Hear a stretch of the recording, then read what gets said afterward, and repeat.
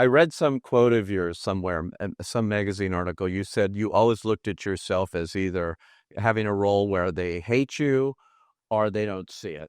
Oh, right, right. Which I thought was everybody's nightmare, insecurity. I'm going to do this and nobody's ever going to see it. Maybe because I found that to be good protection after years in show business, to just assume it's either not going to work or it's just not going to be seen. Yeah. Just assume that as kind of a default position. Yeah. And then anything that happens with it is all gravy. The important thing is the process of making it, trying to make the very best thing you can. And then just once it's out there, you have no control. So just hope for the best.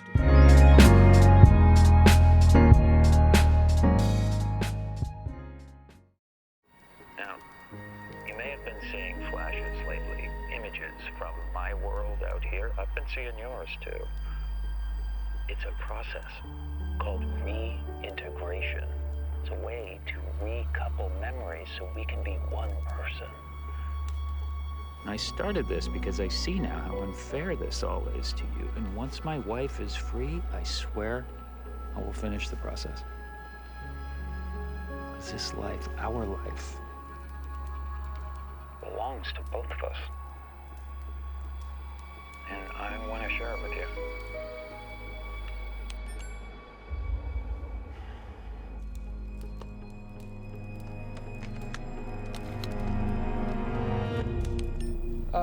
Okay, but what would that mean exactly? That you get the right side and I get the left, or is it like a top-bottom situation? I'm honestly trying to understand. No, it wouldn't be like a top-bottom situation. It's like both of us, like one person combined.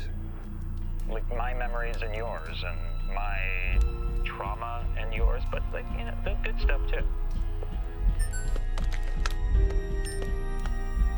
Okay, but I mean, you've been alive for what, 20 times longer? So Whoever this new hybrid person is, it's like he'd be way more you than me. Welcome to the actor's side.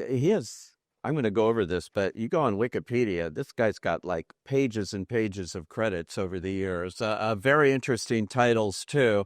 But now nominated again for Best Actor, Lead Actor in a Drama Series for Severance, Season 2. It only took us 3 years to get to it, but well worth it, I tell you.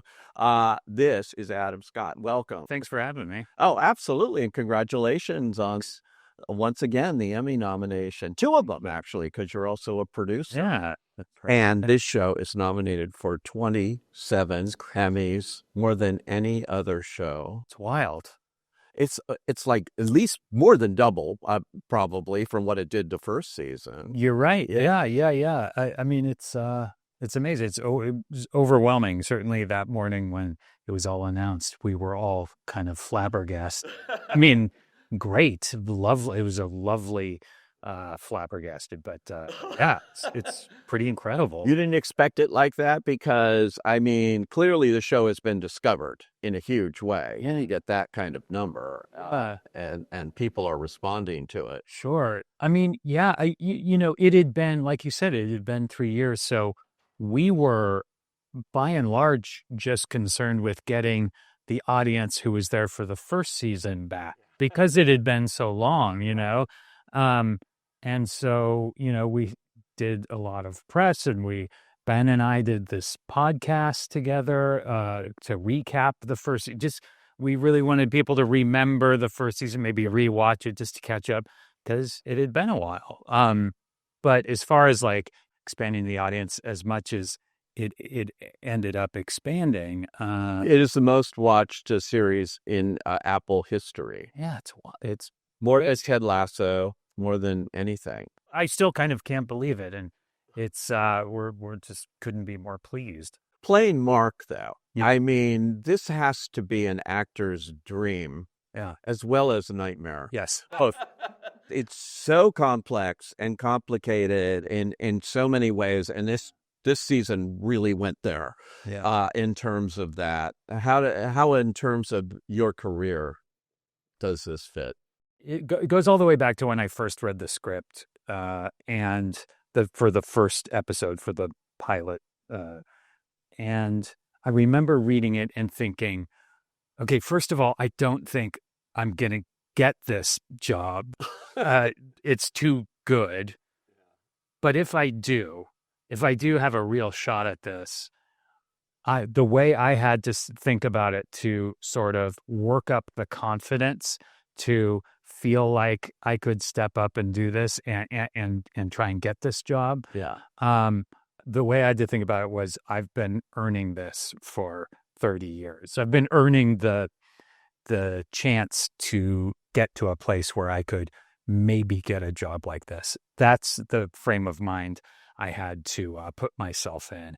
And then, getting the job and working on the show, that's sort of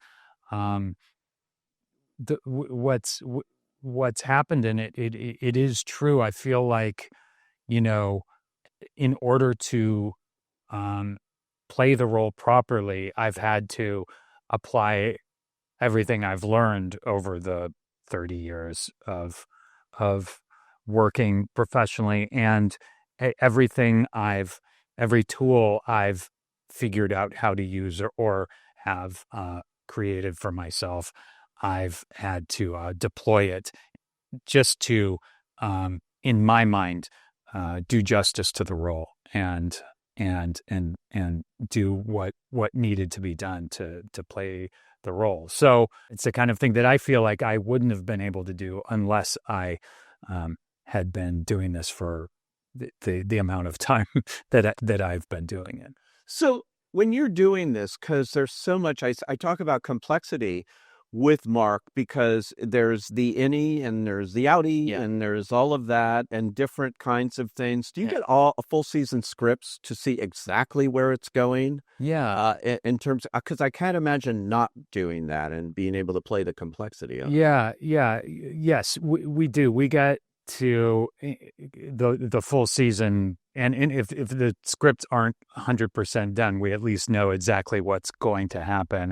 And I'm lucky enough to be a producer, so I'm kind of there to watch Dan and Ben kind of figuring the season out. And Mark Friedman and Bo Willimon came in too and helped out. So as far as really knowing where it's going, you're right. It's incredibly helpful to be able to do that. And we also make sure that all of the actors on the show, the whole cast, knows what's going on and where everything's going. To play those subtle differences, sometimes not so. I mean, and it's going in his head, and the difference. Who cares about spoiler alerts? You've seen the show, So you get to the season finale, and there's so much in the season finale there. Yeah. You don't read the internet because you'll go crazy, right? With all the speculation of all that, what it all means, But there was so much in there for you and your character on every level. Yeah, that scene, the scene where Innie Mark and Outie Mark are directly communicating with each other. That I knew, we knew that was coming. That was, the Innie and Outie Marks were sort of on this collision course all season, and so it had to happen at some point. They had to sit down and have a conversation, and like you said at the beginning, it was sort of an actor's dream, but it was also sort of an actor's nightmare, or at least this actor's nightmare, because I knew the scene was coming, and it was like a train that's headed towards you, and there's nothing you can do. It's just coming. And for me, of course, it's a beautifully written scene. Dan did an incredible job, and I have been directing. So I couldn't be in a better place having these two people I trust so much that are kind of, doing a lot of the heavy lifting. But I had to get in there and do it. And as scared as I was to screw it up, once we got in there and actually started doing it, and the scene kept changing and adjusting right up until we started shooting, getting in there and actually doing it, I could just completely lean on Ben.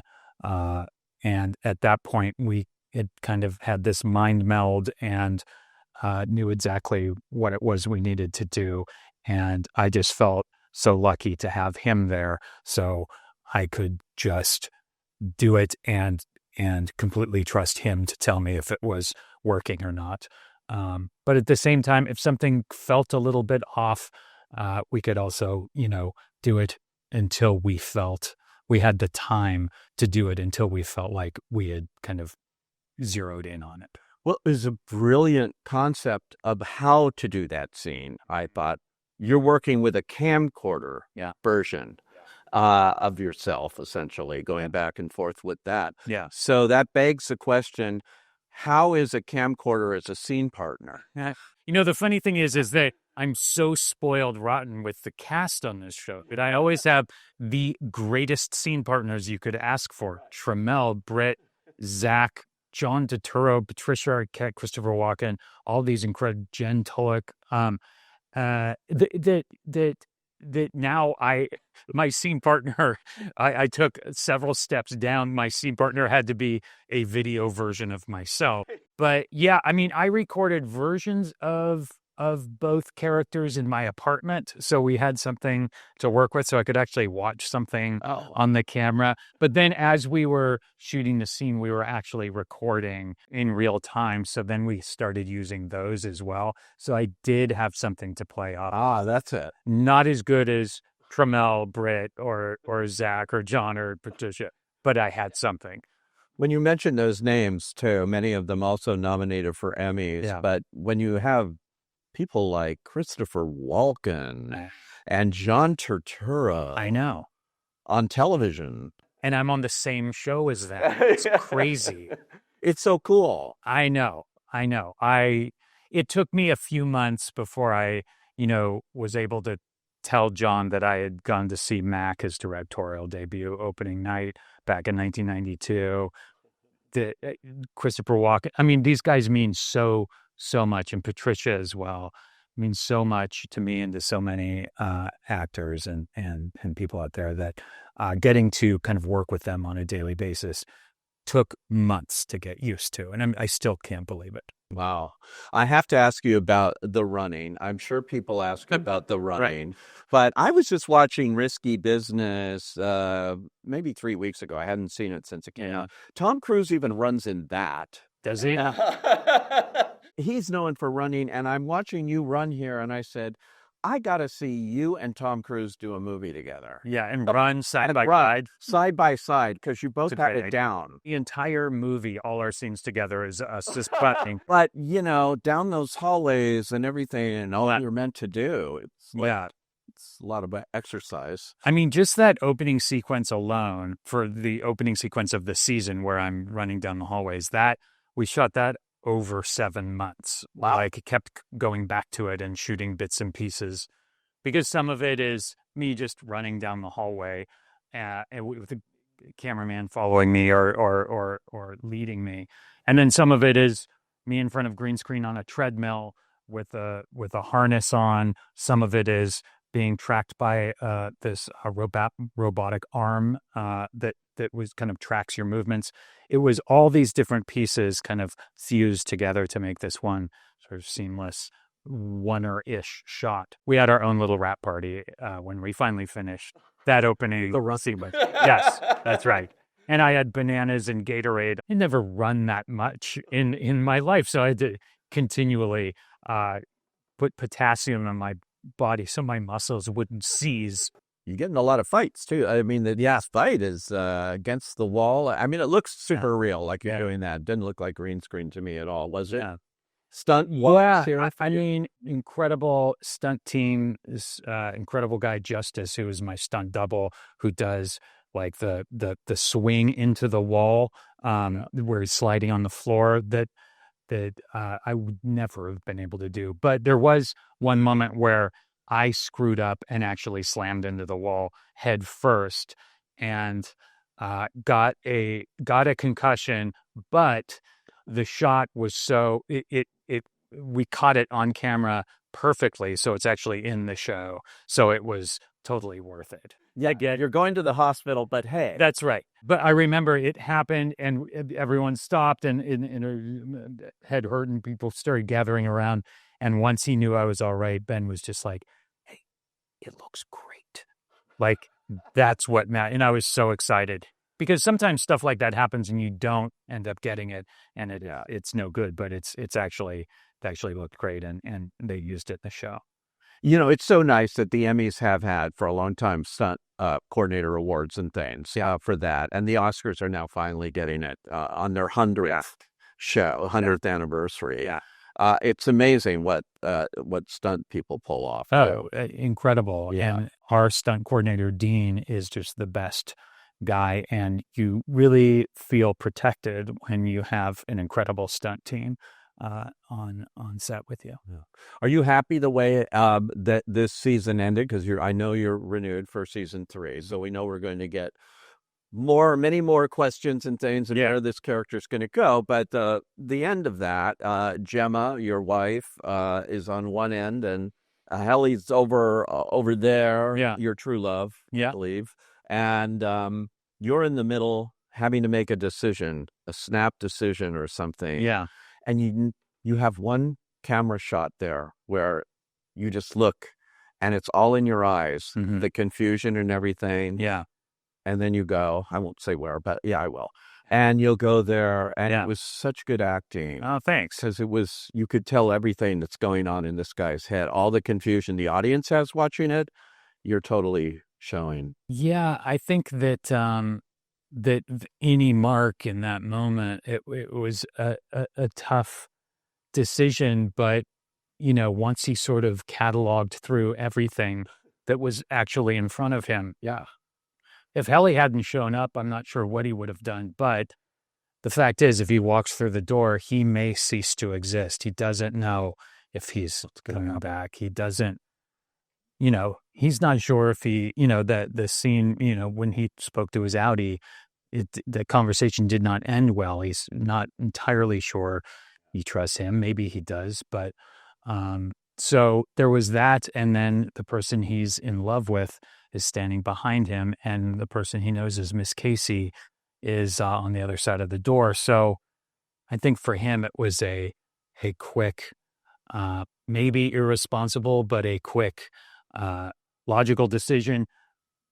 But at the same time, he's sort of going through adolescence. He's 3 years old for all intents and purposes, and kind of at the stage that season 2 takes place in, he's kind of going through this rebellious adolescence. And so he's going to make quick decisions like that and go for where his heart is leading him. So, yeah. And we were all so drained and exhausted when we shot that stub. It was at the very end of the season. So all of that exhaustion and also we were about to leave and not see each other for a while. So there was a lot going on there. And just remember all of it so fondly working with all those people. What I thought watching it, I thought The Graduate, Dustin Hoffman and Catherine Ross. Right. And they just get on that impulsively. Yeah. And there they are. And then they're just going like, what now? What now? Which is like, what now? And I'm not going to ask you what now because you're not going to tell me. But it certainly makes you want to come back for season 3. How long do you want to do this show? I love doing it, and I love working with this group of people. It's just the very best. I mean, everyone who works on the show, from the cast to every single person on the crew, is the very best at what they do. And so, again, working in this town for as long as I have, you really know when you're lucky, and I know how lucky I am to be working with these people. And Ben Stiller, you did Walter Mitty. Yeah, with Ben. yeah, I did. Is that how you met him? Or yeah. So he directed that and starred in it, and so I figured that must be where this came from. Yeah, I first met Ben. He came up to me. I forget, it was a party or a premiere or something, because he liked Step Brothers, and so he came up to talk about Step Brothers, and I just couldn't believe Ben Stiller was talking to me and had seen something I was in. So I was sort of couldn't quite register what it was he was saying, but it turns out it was about Step Brothers. And then a few months later, we had a meeting about Walter Mitty, and I got to go work on that. And that's fun. And, I mentioned, of course, people know you from Parks and Recreation, as Ben Wyatt, terrific there, Big Little Lies. Yep. You've been on a lot of big projects and great roles and things. Oh, thanks. I've always thought of you more comedically. Yeah. And maybe that came from Step Brothers. I don't know. But I mean, you've done so much great comedy. Yeah, that's sort of where my career really started. I mean, I had been at it for 15 years when I did get Step Brothers, which was a fluke. Someone had the role already and then had to bail because of scheduling. And so they kind of had to cast it quickly. And I got in there, and for whatever reason, the audition clicked and I got the part, and hadn't really done much, improvisation before, and hadn't been in a big comedy before. So it was sort of a new thing. But once I started doing it, it was kind of addicting. Like, it was so much fun once I started getting the hang of it. And it's just where my career sort of headed there for a few years. And then once Parks and Rec ended, I actually had trouble being considered for more serious stuff. So I really wanted to be a part of Big Little Lies, and that ended up sort of helping me be thought of for other stuff other than comedy. Is that it? They just want to pigeonhole you. You do some big thing and then Yes, but Tim. I get that, because if you don't know of someone from anything other than comedy, why would you, Yeah. So sometimes you have to sort of step up and show everyone that you could do other stuff. I think a lot of comedy actors or comedians make the best dramatic actors. Yeah, I agree. Totally. Yeah. Over and over, there's examples of that. Look at Jackie Gleason in The Hustler. Yep. Jackie Gleason in Nothing in Common, too. Nothing in Comedy. Great. Fantastic in that with Tom Hanks. Yeah. Right. You're right. I mean, he's a great dramatic actor. Yeah. But he was known. The Hustler is unbelievable. All of them. It's great. George C. Scott, right down to all his characters. Myron McCormick, everybody Right. in that. Yeah. Myron McCormick.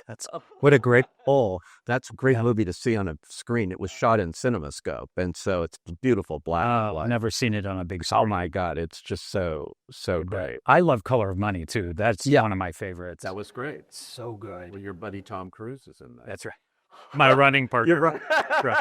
That's right. That was that was Martin Scorsese, Yeah. and can't go wrong Yeah. there. But look at these acting credits you have. It started. This is the first.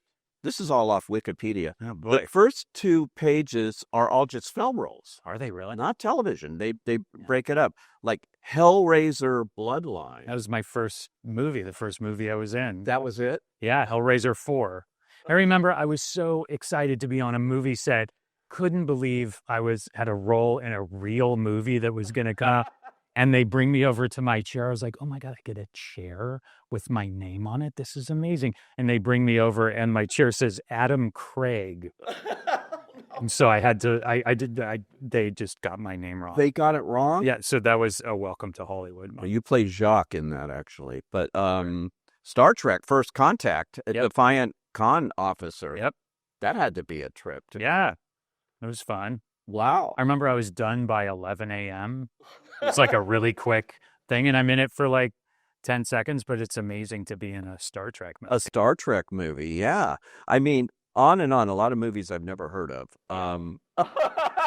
Might be better that way. Monster-in-Law, that was with Jennifer Lopez and Jane Fonda. Yep, that was a big deal. Yeah. That was fun. You have fun with her? Totally. Oh, yeah. Being on set with Jennifer Lopez, Jane Fonda, and Elaine Stritch as well. My God. It was incredible. Yeah. This is a Knocked Up, great movie. Yeah.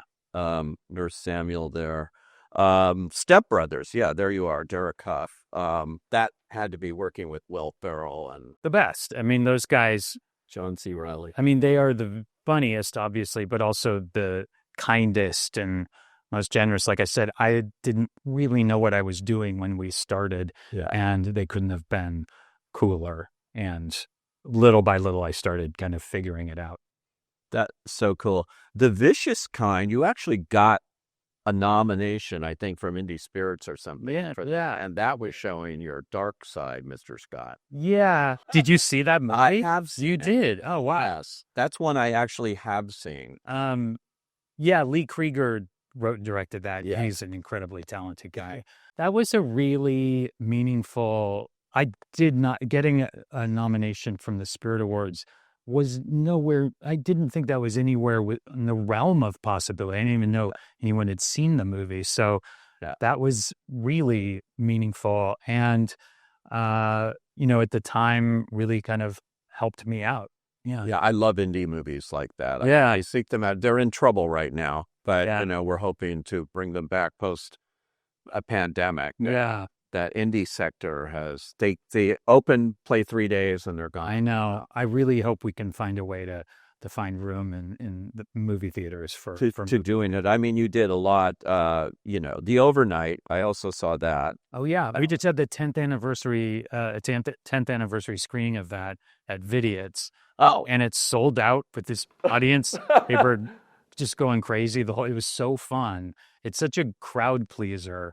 Yeah, and another one that didn't get a huge chance to play. It was in the movie theater. It was fairly well known. You also were an executive producer on it. It says here too. Yeah. Is that the one? That's the one where you wore the prosthetic. Yes. Right? Yes. You and Jason Schwartzman. Yeah, that was hilarious. Oh, good. Thank you. Thanks. Yeah, that movie was great. I saw that one. Thanks. Friends with Kids, I've seen. You did that on stage too, didn't you, or something? No. Oh, okay. No. Let's see what else. Walter Mitty, on and on and on. My God, do you have a personal favorite? The Monkey was very recent. Oh yeah. Oz Perkins asked me to come and do a little thing for a day, and I was so excited just to go work with him. These are all in post-production. Did you make all these? The Saviors, Hokum, and The Whisper Man. Yes. Yeah, we made all those just in the last 6 months. So The Whisper Man is with Robert De Niro. Yeah. Another kind of like working. We talked about Chris Walken and Turturro, and I hate Robert De Niro. I know. I mean, I had posters of Robert De Niro in my room, and I had one in my locker. Yeah, I had he and Scorsese in my locker in high school. You tell him that? No, I didn't. You should have. No. I don't know what he would have said. I don't either, but I'm sure he would have been super sweet about it. He's just a kind, sweet person. It was really fun getting to work with him, and an unbelievable honor, obviously. Yeah, amazing. And then all these things are all your stuff on television. I love this show, by the way, Party Down. Oh, thank you. Yeah. Yeah, there's a special place in my heart for Party Down. It was so much fun. And, while we were making Party Down, no one was really watching it. It was a small show on Stars that people hadn't discovered. It got discovered after it was canceled, a few years later. But while we were doing it, no one was really watching it. So we really bonded with each other and kind of made it for each other more than an audience, because we didn't think that anyone was going to. And so when you watch it, you know that we're all having the most fun, feeling like we're doing something really great. Yeah. But maybe no one will ever see this, and who cares? And I think that's a fun spirit to have. Do it for yourself. Yeah. Yeah. For each other. And that generally will probably work out better than anything, because if you like it, somebody else out there will too. I think so. I think so. I totally think so, and all of that. And I don't know. Well, God, this goes on forever. You work all the time. I think my favorite, a personal favorite of mine, is The Aviator. I had a small role in it, but I got to work with Scorsese and. Oh my God, that is your personal favorite? Wow, it's such a great movie. It is a really cool movie, and I just got to be there and watch him work and watch them make this giant movie. It was really incredible. Kate Blanchett won an Oscar. Yeah. And Katharine Hepburn. Amazing. Another Kate. Yeah. It was deservedly so. That is an amazing movie as well. And of course, Parks and Recreation. Do you think you're going to get together with that crowd again and do something maybe? I don't know. I mean, it's an incredible group of people. I think the finale was, pretty final, the way Mike and Amy and the writers chose to end it. And then we got together for a benefit for when the pandemic first started. We made another reunion episode. Yeah. So I know that's completely up to them, but we're all in pretty close touch, and I really miss seeing all of them every day. It was a really special time. And finally, there is one I wanted to ask you about on here because I guess I missed it, but the Twilight Zone 2019. Oh, yeah. So it's the episode Nightmare at 30,000 Yeah. feet.